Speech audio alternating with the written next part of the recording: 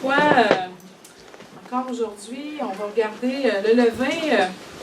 On a commencé l'année 2017 en étudiant la parole où Dieu avait proclamé à son peuple que le premier jour de l'année, pour lui, Dieu, allait être la journée où on allait se remémorer la Pâque, où on allait se remémorer qu'il avait sorti son peuple de l'Égypte. Et il a proclamé au peuple juif qu'il voulait qu'on célèbre, puis qu'à chaque année, on puisse se souvenir de ce que Dieu avait fait, et aujourd'hui, ce que Jésus a fait pour nous. Mais il a proclamé, dans le fond, une fête qu'il appelait la fête des pains sans levain, et il a établi une pratique où Dieu demandait vraiment que le premier jour de l'année, tout le peuple examine dans leur maison s'il y avait du levain pour sortir le levain de leur maison. Et c'était une fête. Et peut-être qu'eux, à l'époque, c'est pas vraiment tout ce que ça voulait dire, mais nous, aujourd'hui, gloire à Dieu, parce que son esprit nous habite, on comprend la symbolique que Jésus, si Dieu avait dit à son peuple, bien, je veux que vous vous souvenez que je vous ai sortis de l'Égypte, bien, nous aussi, à combien plus forte raison, on veut célébrer le fait qu'il nous a sortis du royaume des ténèbres, qu'il nous a placés dans le royaume de sa lumière, puis qu'aujourd'hui, le péché, bien, on veut le fuir, le vieux levain, on n'en veut pas dans notre vie, puis on veut marcher à sa suite dans ce qui nous enseigne. Puis vous savez, depuis le début, bien, certains ont proclamé, sont venus faire des partages, ont partagé la parole sur qu'est-ce que ça pouvait être du vieux levain, du levain dans nos vies.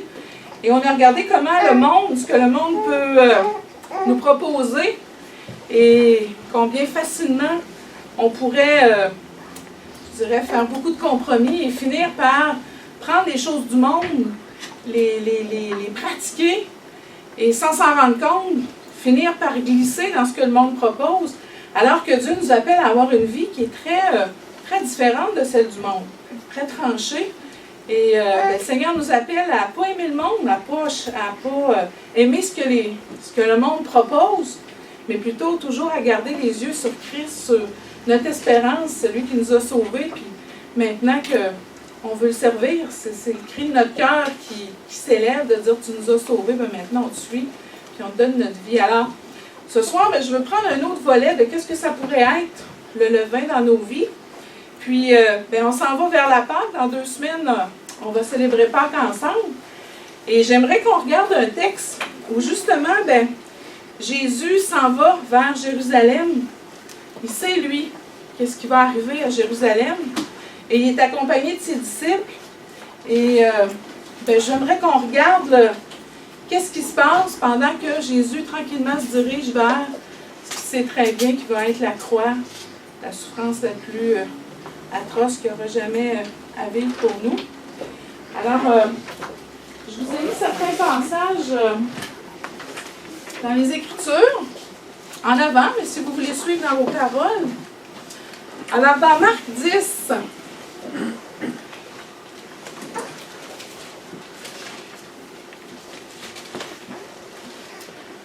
on lit à partir du verset 32.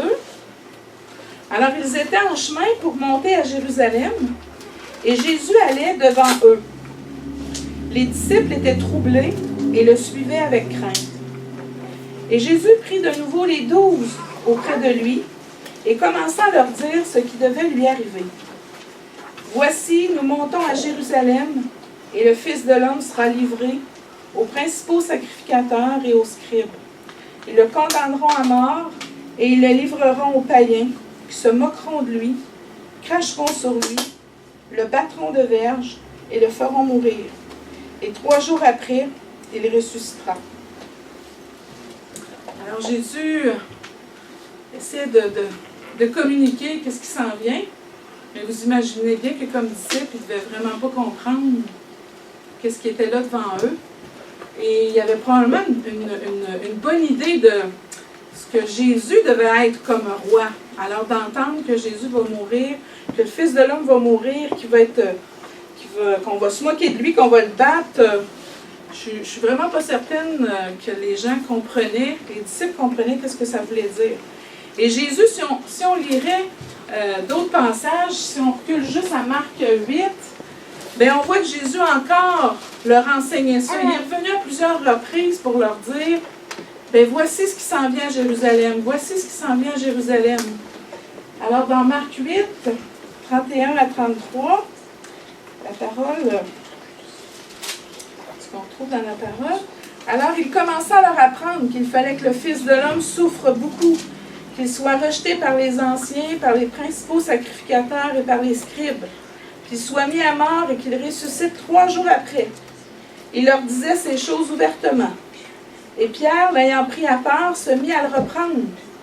Mais Jésus, se retournant et regardant ses disciples, réprimanda Pierre et dit, « Arrière de moi, Satan, car tu ne conçois pas les choses de Dieu. Tu n'as que des pensées humaines. » Alors, on voit un exemple où Jésus redit la vérité.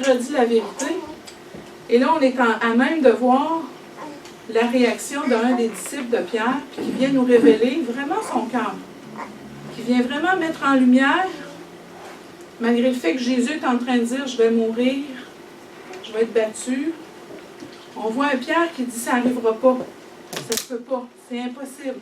Ce que tu dis, moi, ma façon de penser, Pierre, est bien meilleure que la tienne. Moi, non, tu ne mourras pas. » Puis on voit un Pierre qui se fie vraiment à ses raisonnements, ses conceptions, sa façon de voir. Puis vous savez que les disciples suivaient Jésus étant fortement convaincus que le roi qu'il était, c'était un roi terrestre. Ils s'attendaient que, comme roi, il allait rétablir, les sauver des Romains, arrêter l'oppression des Romains sur eux. Alors il y avait une conception d'un roi qui était très humaine, très charnelle. Alors, quand j'entends que Jésus, je vais souffrir, je vais mourir, non, ça ne rentre pas dans nos plans, là. Nous, ce qu'on pense de toi, c'est que tu vas venir arrêter les Romains et rétablir la justice. C'est ça qu'on pense que tu vas faire. Alors, on entend des mots, mais est-ce que vraiment on comprend, puis surtout on y croit? Non, parce que nous, on est au-dessus de... En tout cas, on voit Pierre ici qui se met au-dessus en disant « Moi, j'ai compris pourquoi tu es venu, et voici ma conception à moi des choses. » Alors, la première question que je veux nous lancer, à travers la réaction de Pierre, est-ce que, malgré le fait que c'était très clair, Jésus, pourquoi il venait, qu'est-ce qu'il allait faire, on voit que Pierre argumente avec Jésus.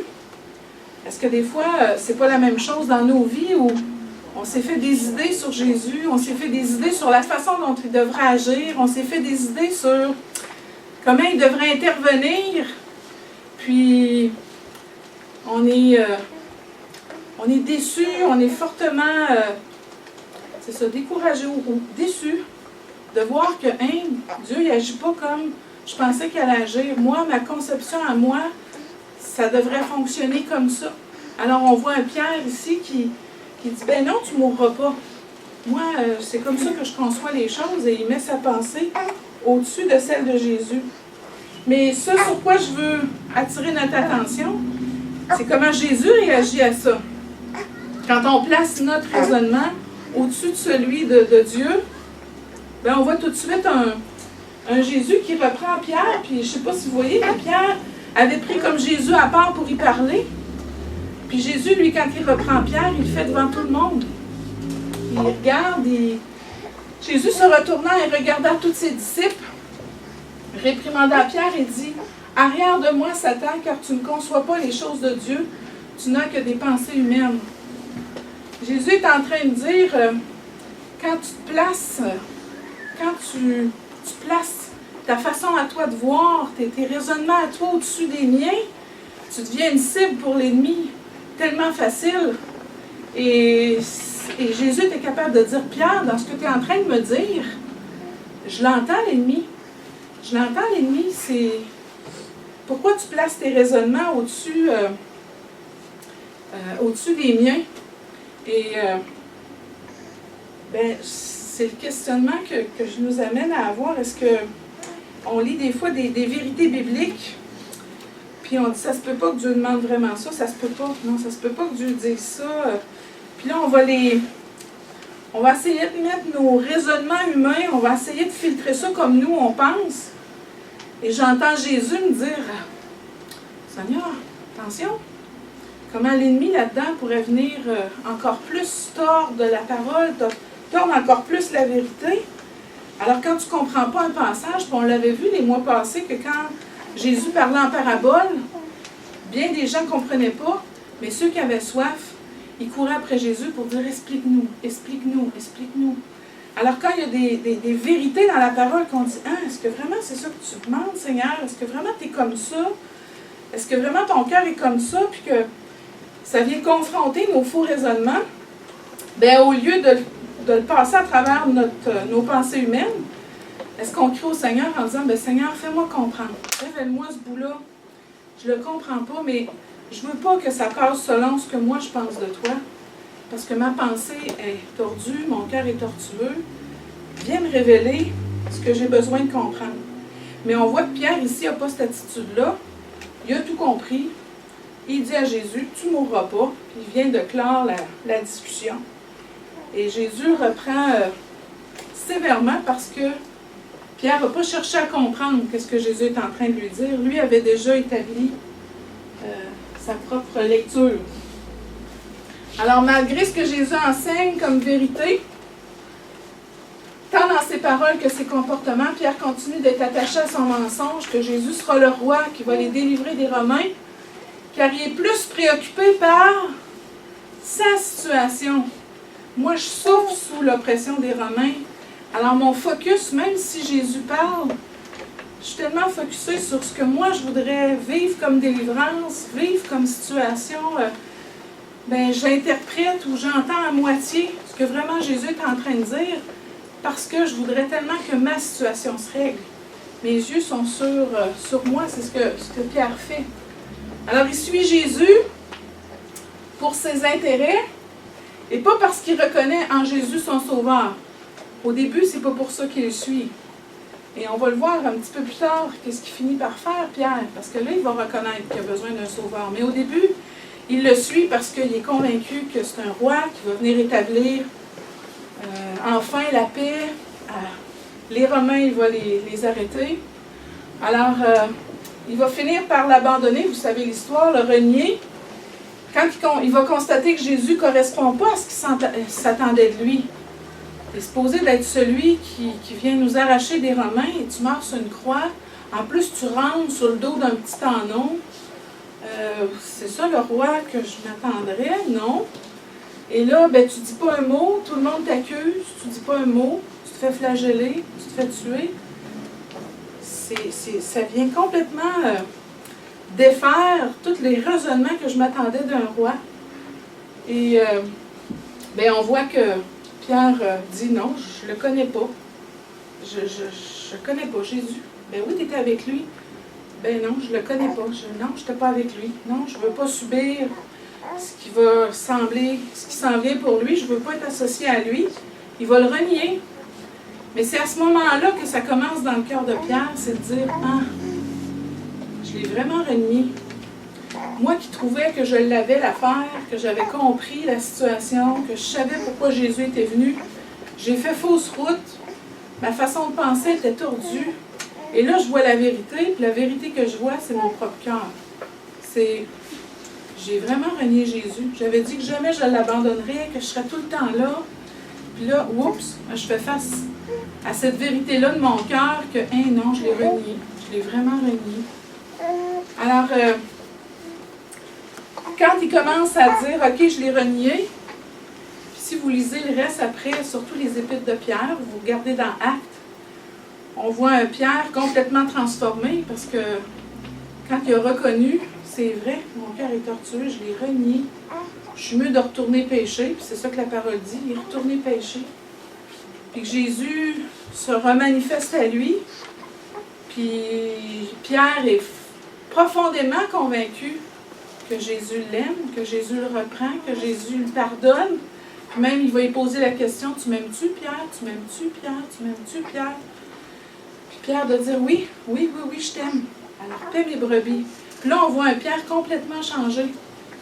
Mais pour qu'il change, puis pour que sa façon de voir Jésus change, il a fallu qu'il passe par une réelle compréhension de qui il était. Je suis vraiment tortueuse. J'ai renié Jésus. J'ai dit que je ne le ferais pas. Je disais que Jésus ne mourrait jamais, mais il est mort. Je suis de plus en plus confrontée dans la façon dont je voyais les choses. Jusqu'à temps que Pierre finisse par dire, OK, je ne l'ai pas, c'est vrai que je l'ai renié. Puis la parole nous dit qu'il a pleuré amèrement. Il a vu, il a compris, il a vu son cœur. Et là, il a compris la vraie réalité de son cœur. Et pourtant, dans Jean 6, je vous ai mis le passage, il y a des disciples qui ont commencé à abandonner Jésus, parce que Jésus il disait, « Je suis le pain de vie, ceux qui vont manger mon corps, vous allez avoir la vie. » Et là, les disciples de dire, « Qu'est-ce que c'est ça, cette affaire-là? C'est donc bien... les gens ne comprenaient pas. » Ils ont même été plus loin, les disciples ont dit, plusieurs de ces disciples, après l'avoir entendu dire, « Cette parole est dure, qui peut l'écouter? » Et là, je n'ai pas mis tout le passage, vous pourrez aller lire. Mais Jésus dit, « Les paroles que je vous ai dites sont esprit et vie. » Dès ce moment, plusieurs de ses disciples se retirèrent et ils n'allèrent plus avec lui. Jésus dit donc aux 12, « Et vous, ne voulez-vous pas aussi vous en aller? » Simon-Pierre lui répondit, « Seigneur, à qui irions-nous? Tu as les paroles de la vie éternelle. Et nous avons cru et nous avons connu que tu es le Christ, le Saint de Dieu. » Particulier de voir que Pierre était capable de proclamer, « Oui, tu es le Fils de Dieu. Tu es le Christ, tu es le Messie, tu es celui qu'on attend. » Mais pas comprendre du tout ce que Jésus essayait de lui faire comprendre, parce que ça passait toujours par ses raisonnements humains. Alors combien on a besoin de grandir dans le fait que notre façon de penser à nous, on la refuse pour que vraiment l'Esprit vienne nous révéler ce qu'on a besoin de vivre, de comprendre, de goûter avec Jésus, avec le Père, mais que ça ne peut pas passer par des raisonnements humains. Il faut que ça prenne un autre chemin. Et ça prend l'Esprit de Dieu pour venir nous saisir, parce que nos raisonnements humains tordent la vraie nature de Dieu, tordent qui est Jésus, tordent la parole, parce que notre nature humaine, qu'est-ce qu'elle veut? Elle veut se satisfaire, elle veut que ses situations changent, elle veut, elle, être heureuse. Mais le Seigneur n'est pas venu pour ça, le Seigneur est venu pour vraiment nous arracher du royaume des ténèbres, pour que l'esclavage du péché nous enveloppe plus, puis qu'on marche à la suite de Jésus, puis qu'on le suive dans ce qu'il va nous demander, puis qu'on l'honore, qu'on l'aime, qu'on le manifeste. Alors on voit que Pierre, même s'il disait, ben oui, tu étais Jésus, tu étais le Fils, tu étais le Christ, on voit que par la suite, tant aussi longtemps qu'il n'a pas reconnu son propre cœur, que là, l'Esprit n'est pas venu le saisir pour dire, « Ah, c'est vrai. Ma façon de penser, moi qui croyais que j'avais tout compris de Jésus, j'ai rien compris. » Mais à partir de ce moment-là, on voit que l'Esprit fait une œuvre dans la vie de Pierre. Fait que tout ça pour vous dire que, alors Jésus leur explique, je vais mourir, on s'en va à Jérusalem, je vais mourir. On voit Pierre qui fait, non, tu ne mourras pas. Puis après, on va voir une autre réaction de les deux autres disciples, qui, bien que Jésus venait de leur dire quelque chose de quand même douloureux, je m'en vais mourir, il y a une drôle de discussion qui se passe. Alors, à partir du verset 35, les fils de Zébédée, Jacques et Jean, s'approchèrent de Jésus et lui dirent, « Maître, nous voudrions que tu fasses pour nous ce que nous te demanderons. » Il leur dit, « Que voulez-vous que je fasse pour vous? » « Accorde-nous, lui dirent-ils, d'être assis l'un à ta droite et l'autre à ta gauche, quand tu seras dans ta gloire. » Jésus leur répondit, « Vous ne savez pas ce que vous demandez.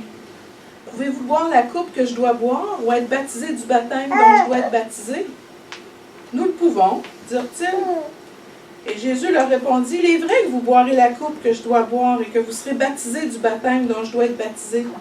Mais pour ce qui est d'être assis à ma droite ou à ma gauche, cela ne dépend pas de moi et ne sera donné qu'à ceux à qui cela est réservé. » Les 10, ayant entendu cela, commencèrent à s'indigner contre Jacques et Jean. Jésus les appela et leur dit, vous savez que ceux qu'on regarde comme les chefs des nations les tyrannisent et que les grands les dominent. Il n'en est pas de même au milieu de vous, mais quiconque veut être grand parmi vous, qu'il soit votre serviteur. Et quiconque veut être le premier parmi vous, qu'il soit l'esclave de tous. Car le Fils de l'homme est venu non pour être servi, mais pour servir et donner sa vie comme la rançon de beaucoup. Moi, j'étais frappée de voir, j'étais vraiment portée à juger Jacques et Jean. Là. Je disais, ça se peut-tu? Jésus leur parle qu'il s'en va, qu'il va mourir, puis eux autres, ils chicanent pour, on va-tu pas être à côté de toi dans ton royaume? Puis je jugeais Jacques et Jean en disant, mais voyons. Puis le Seigneur de me dire, mais Seigneur, ça se peut-tu que des fois, je te parle de certaines vérités, puis tu es bien plus préoccupé encore par ce que toi tu voudrais, comment tu voudrais que les choses se fassent. Tu juges peut-être un peu vite. Observe si dans ta vie, toi-même, je te parle de certaines choses, je te révèle certaines choses, puis tu es plus préoccupé par toi, ce que tu voudrais, toi, comment tu voudrais que les choses se fassent. Et jusqu'à quel point que dans notre cœur, là on voit la préoccupation ici qui est très orgueilleuse de Jean et Jacques de vouloir être ceux qui vont être à côté de Jésus. Ça pourrait être bien d'autres préoccupations qu'on pourrait avoir dans notre cœur. Mais ici, Jésus en profite pour vraiment dire, ça ne devrait pas être dans votre cœur. De vouloir être élevé, de vouloir être au-dessus, de vouloir diriger, de vouloir... C'est pas ça que vous devriez chercher. Ça, c'est le monde qui le cherche. Alors, quand on parle du vieux levain, ben, quand on regarde ce que le monde nous propose, les gens qui réussissent, les gens qui ont une bonne... c'est ceux qui ont des bonnes positions, ceux qui réussissent des promotions, ceux qui, peu importe, qui ont un rôle X, mais combien ça va être valorisé dans la société comme étant, ça c'est les grands, ça c'est ceux qui ont réussi. Alors que Jésus nous dit non, c'est pas ça dans mon royaume. C'est pas ça pour ceux qui me suivent. Celui qui veut être grand, ben, qui serve, qui soit un serviteur. Et ben, Jésus est venu nous montrer c'était jusqu'où un serviteur. Encore là, on ne peut même pas se faire notre propre définition de c'est quoi un serviteur. Christ, il dit, tu as juste à me regarder, puis c'est ça un serviteur. Alors, il dit, parmi nous, frères et sœurs, on est appelés à se servir mutuellement. Puis il va même plus loin, Jésus, verset 44, quiconque veut être le premier parmi vous, qu'il soit même l'esclave de tous. Volontairement, de se mettre au service de nos frères et de nos sœurs et des gens qu'on peut côtoyer. Et ce qui est particulier, c'est qu'on pense que Jacques et Jean n'avaient pas de bon sens. Mais après, quand on regarde ceux qui se sont indignés, ben, je ne sais pas, c'est moi qui me faisais un film dans ma tête, mais ça se peut-tu, Jacques et Jean, ils ont du fond de vouloir être à côté de Jésus. Mais déjà, d'être indignés, ça révélait dans leur propre cœur. Pourquoi donc ça les dérangeait autant que Jacques et Jean fassent cette demande-là? Alors, ça laisse sous-entendre que possiblement dans leur propre cœur, ben, ils auraient peut-être voulu, eux autres aussi, être à la place de Jacques et Jean, de ce qu'il est en train de demander. Alors, ça, vers quoi je veux nous laisser, c'est cette notion-là du vieux levain. Est-ce que dans mon cœur, je suis comme Jacques, je suis comme Jean, je veux une position particulière? Est-ce que je suis comme Pierre? Je suis tellement orgueilleux que j'ai tout compris. Moi, je sais qu'est-ce que Jésus s'en vient faire. Est-ce que je suis orgueilleux à ce point-là dans ma vie où les vérités bibliques, je les interprète avec mes raisonnements humains ou quand je ne comprends pas, Seigneur, révèle-moi. Et l'orgueil de Jean et Jacques qui veulent des positions élevées, c'est quoi vraiment qui habite mon cœur? Alors, si on sort le vieux levain, c'est pas ça qu'on va chercher.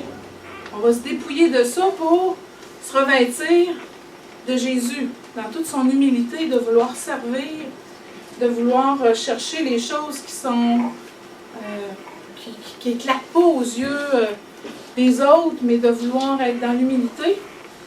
Puis, Dieu nous dit qu'il va s'en occuper de ça dans nos vies. Si on veut s'enorgueillir, ben, comme bon papa, il prend soin de nous, puis il veut qu'on demeure dans un état d'humilité, parce que la parole nous dit que Dieu, il résiste aux orgueilleux, mais il fait grâce aux hommes. Comment on va pouvoir utiliser sa grâce, goûter à sa grâce, si à chaque fois on est convaincu qu'en nous-mêmes, on a tout compris, on n'a pas besoin, on est capable par nous-mêmes.